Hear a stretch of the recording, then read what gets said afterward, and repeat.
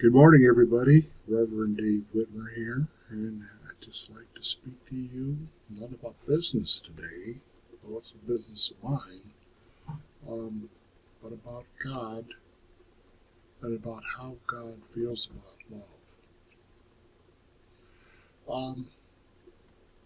Contrary to popular belief, love is not an option. It's a commandment. It's not a suggestion that we should love one another, but it said, "This commandment I give to you, that you love one another even as I have loved you." And because it's a commandment, I really believe it's something we should do well. And yet, as people, we seem to have trouble loving each other unless we're getting our way, unless we're getting something for ourselves. And God understands love very completely because He is love. He is the embodiment of love. And He sent His Son to earth to prove His love for us. Now, I'm not saying any of us have to die on a cross of Calvary for the sins of the world. I'm not saying we have to do stuff that's unreasonable, or because I think love is really reasonable. It says, if you give, you will receive. And sometimes people take without giving back. But today I want to tell you that God gave until it hurt. He gave His Son on the cross of Calvary so that we can all live. Now, he said, what does He get out of it? Well, He gets our company for all of eternity. He gets to fellowship with us for all of eternity when we're in heaven. And I think it kind of makes Him sad when people hear about this free gift of salvation through faith in Jesus Christ, and they say, "No, God, I don't want your free gift. I want to do it my way. I want to do it, rebellious way, so that I can take credit for it. I don't understand why people do things that are contrary to God's way, but they do." So God said, if you come by faith, by grace to me, and say, "Hey, God, I'm sorry I hurt you.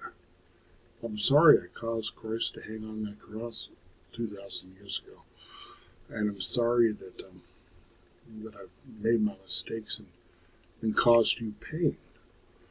And God said, if you ask for forgiveness, God every time will forgive you. And the beautiful thing about that is because we can love one another, then we will discover what God is all about.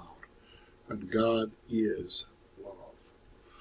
So today I encourage you to find somebody who might be unlovable and love them. See what kind of a difference it makes in their life and in your life.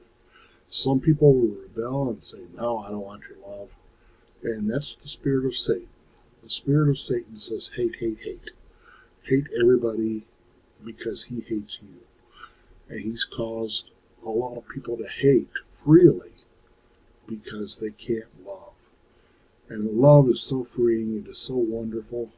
We've all had that tingly feeling when we think of somebody special in our lives, and we realize, hey, I love this person. I love my wife. I love my kids. And it's a special feeling. And we like that feeling. It makes you tingle all over. It's hard to describe, but you know what I mean. So today, love. It's a commandment. It's not a suggestion. It ranks right up there with the 10 Commandments in the Old Testament. So if you can love God, who you can see, and by the way, you're commanded to love yourself. Yeah, commanded to love yourself.